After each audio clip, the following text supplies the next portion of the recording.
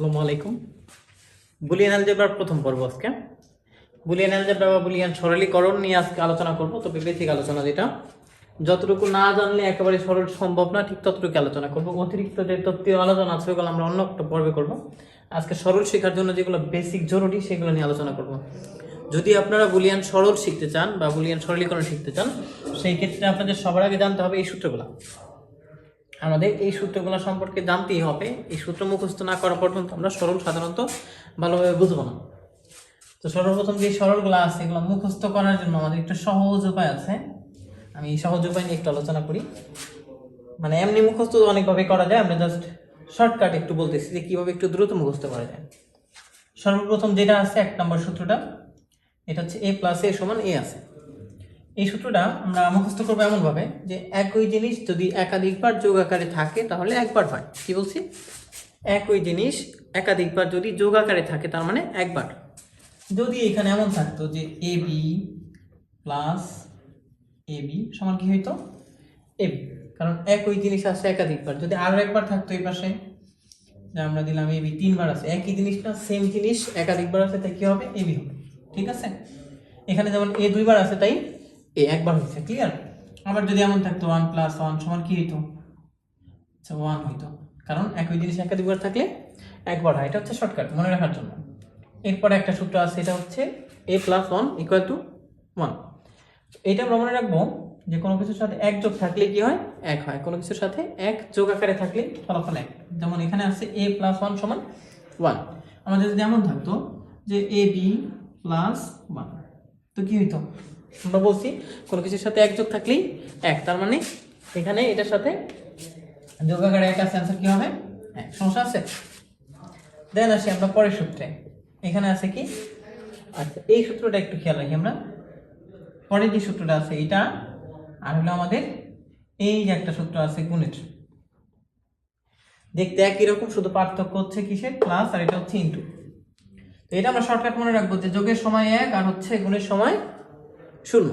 কোন সময়? যোগের সময় মানে আমরা বলছি এইরকম মাথায় রাখতে পারি যে একই জিনিস সেম জিনিস, শুধুমাত্র পার্থক্য কিসে আছে? একটা নট বা বার যেটা আমরা বলি, এখানে আছে হচ্ছে a + a0। এর মানে কত? 1, তাই না? যদি এমন হইতো যে ab + ab হোল নট, মানে বিষয়টা এমন আসছে এই সেম জিনিস দুইবার আছে, এক পাশে নট আছে আর এক পাশে নাই, এটা এই পাশে থাকলে হইতো এটার মান কত হইতো? 1। ঠিক আছে? যদি এমন থাকতো, এমন না থাকে যে ab whole not plus ab, এটার মান কত হইতো? ওই সেম 1ই আসে। ঠিক আছে? একই জিনিস, একেবারে সেম জিনিস প্লাস আকারে আছে, পার্থক্য কি? যে কোনো এক পাশে নট আছে, এই পাশে বা এই পাশে, সেই ক্ষেত্রে কি হবে? 1 হবে। আবার এইরকম জিনিসটা যদি গুণাকারে থাকতো তাহলে হইতো 0। এই সূত্রটা আছে না, a * a0 = 0। তো এখানে আমাদের যদি গুণাকারে এমন থাকতো যে ab * ab হোল নট, এটা সমান কত হইতো? 0। সমস্যা? 0 হওয়ার কারণ কি? সেম জিনিস, একই জিনিস আছে কি আমাদের একাধিকবার আছে, কিন্তু পার্থক্য আছে এই নট এক পাশে, যে কোনো এক পাশে, ডানে বা বামে যে কোনো এক পাশে এই নট আছে। এই ক্ষেত্রে কি হবে? 0 হবে। ক্লিয়ার? তো আমরা মাথায় রাখবো এটা যোগের সময় 1 আর গুণের সময় 0। এরপর আসি আমরা পরের সূত্র।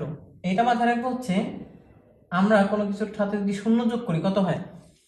যা আছে তাই না? ধরেন আপনার কাছে 5 টাকা আছে, এখন আপনারা কেউ কোনো টাকা দিল না, তার মানে কয় টাকা আছে? 5 টাকা আছে না? তো এখন এইখানে এর সাথে আমরা যোগ করছি কত?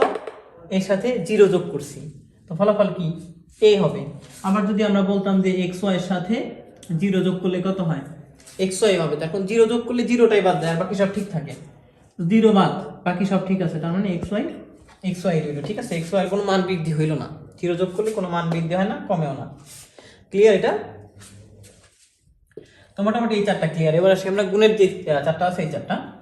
এই সূত্রটা আমরা একটু আগে বলছিলাম না যে 1 নম্বর সূত্রে যে একই জিনিস একাধিকবার যোগ আকারে থাকলে একবার হয়, সেম বিষয়টা গুণের সময়।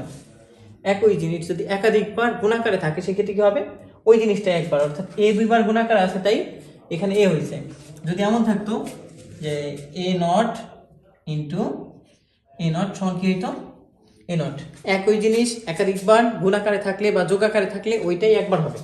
আবারও বলতেছি, একই জিনিস সেম জিনিসটা যোগ আকারে বা গুণ আকারে যদি একাধিকবার থাকে সেক্ষেত্রে একবার হয়। এটা হচ্ছে সূত্র, মনে রাখার কৌশল। এরপর আসি আমরা পরের সূত্র। আচ্ছা, এটা আরেকটু বিস্তারিত আরেকটা এক্সাম্পল দিয়ে বুঝাই, এটাই বুঝাই আমরা যে এবি আসছিল না, এবি ইন্টু এবি সমান কত হবে? এবি ইন্টু এবি সমান একই জিনিস একাধিকবার গুণ আকারে থাকলে কি হয়? ওই জিনিসটাই একবার হয়। তো এবি একবার হইল, সমস্যা। এরপর আছে আমরা পরেরটা, এখানে তো একটু আগে আমরা বুঝাইলাম যোগের সময় হচ্ছে 1 আর গুণের সময় 0 হয়। এরপরেরটা হচ্ছে 0 দিয়ে কোনো কিছুর গুণ করলে 0 হয়, এটা আমরা ছোটবেলা থেকে জানি। এর যদি 0 দিয়ে গুণ করি তার মানে কি 0, অর্থাৎ এ কে আমরা 0 দিয়ে গুণ করলে 0 পাবো। আবার যদি আমরা বলতাম যে x নট ইন্টু 0 সমান কত হবে? অবশ্যই 0 হবে। তারপর 0 দিয়ে আমরা যারাই গুণ করি ফলাফল 0। যদি এমন থাকতো ab ইন্টু 0 ইকুয়াল কত হতো?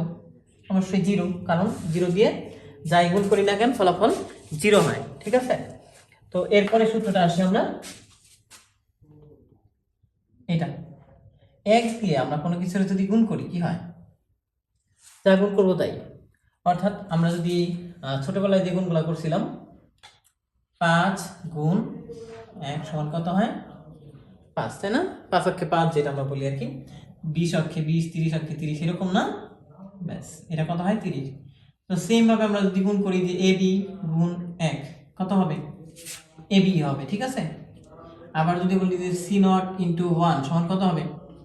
c নট হবে, মানে যার 1 দিয়ে গুণ করবো তাই হবে।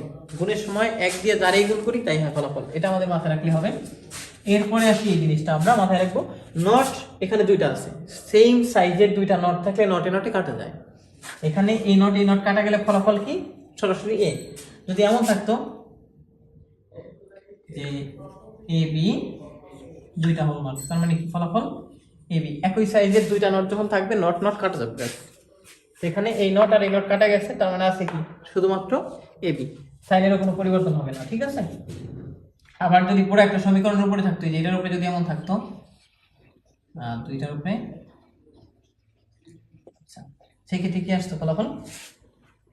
একই সাইজের দুইটা নট আছে একটা সমীকরণের উপরে, তার মানে নট নট কাটা, পুরো সমীকরণটাই থাকবে A B plus A not B not, মানে নট নট কাটা গেছে, বেশ।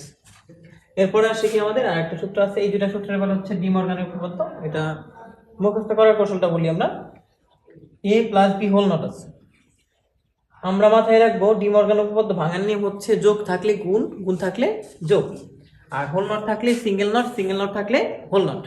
মনে থাকবে কি বলছি? এই দুটো উপপাদ্যের ক্ষেত্রে যোগ থাকলে গুণ, এই যে এটা একটু দেখেন, এখানে কি আছে? যোগ আছে তাই আমরা গুণ দিছি, আবার হোল নট আছে ভাঙিয়ে ভাঙিয়ে সিঙ্গেল নট করা হয়েছে। এটার ক্ষেত্রে কি আছে? গুণ আছে, গুণের পরিবর্তে দেওয়া হয়েছে যোগ, আর হোল নট ছিল তাই ভেঙে দেওয়া হয়েছে কি সিঙ্গেল নট, মানে প্রতিটা তুলনা আলাদা আলাদা হয়ে গেছে, ঠিক আছে। এটা আবার একটু বড় করে বিস্তারিত আলোচনা করা যায়, আমরা একটু দেখাই। এটা যদি এমন হইতো এক্স ওয়াই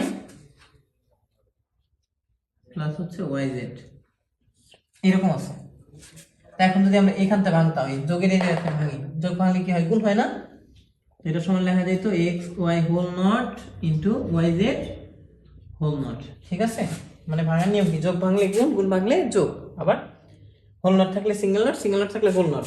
এই সেম জিনিসটা এখান থেকে যদি আমরা উল্টা দিকে বিবেচনা করি, যে এখানে গুণ আছে না, তো এটার এই দিকে যদি বিবেচনা করি সেই ক্ষেত্রে গুণ থাকলে যোগ, সিঙ্গেল নট থাকলে হোল নট, সিঙ্গেল নট আছে তাই এটা হোল নট হয়েছে। আর এই দিকটা বিবেচনা করলে হোল নট আছে তাই সিঙ্গেল নট হয়েছে। মানে এই সাইড থেকে এই সাইড, এই সাইড থেকে এই সাইড আনতে হবে।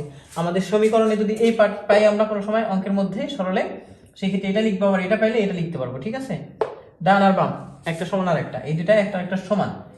এরপরে সূত্র আসি, সবচেয়ে ইম্পর্টেন্ট একটা সূত্র, খুব কাজে লাগে আমাদের, এ প্লাস বিসি সূত্র। এ প্লাস বিসি সূত্রটা একটু খেয়াল করে দেখি আমরা। এই চলকটার সাথে সিঙ্গেল যে চলকটা আছে, এই চলকটার সাথে ডাবল চলকের প্রথমটা একবার যোগ করছি আমরা, মানে এর সাথে বি, তারপরে আবার যোগ করছি কার সাথে? সির সাথে। এরকম সূত্রটা সাধারণত আমরা পড়ি এভাবে, এভাবে আসে না, ঠিক আছে, আসে খুব কম এভাবে, বেশিরভাগ সময় নট দিয়ে আসে। সূত্রটা এমন থাকে যে ধরলাম এক্স নট প্লাস হচ্ছে এক্স ওয়াই, মানে নর্মালি এই অঙ্কগুলো হচ্ছে এখানে এক্স কমন যায় তো, কিন্তু যাওয়া পারে না শুধুমাত্র এই নটের কারণে। তো যখন এরকম হয় যে দেখতে একরকম আছে, এক পাশে একটা চলক আরেক পাশে দুইটা চলক, আর এখানে একটা কমন চলক আছে তার উপরে আবার নটও আছে, অর্থাৎ এই যে এক্স হচ্ছে কমন চলক, এই পাশে বা এই পাশে নট আছে, তখন আমরা এই সূত্রটা অ্যাপ্লাই করব। সূত্রটা কেমন? এইটার সাথে এটা একবার, আবার এটার সাথে এটা একবার, তাই না? বলছিলাম সিঙ্গেল চলকটার সাথে ডাবল যে চলক আছে দুইটা আলাদা আলাদা গুণ হয়, অর্থাৎ x এর সাথে একবার x নট হবে, সরি যোগ হয়, মিস্টেক, আবার x নট এর সাথে, আচ্ছা ঠিকই আছে, x নট এর সাথে y হবে একবার। একটু খেয়াল করি, এই সিঙ্গেল যে চলকটা আছে এটার সাথে একবার এটা আমরা যোগ করছি, আবার এটার সাথে এটা একবার যোগ করছি, ঠিক আছে? আবার দুইটা মিলে ব্র্যাকেটে গুণাকারে থাকে। যদি চলকটা এমন থাকতো যে yz প্লাস z নট, কি হইতো?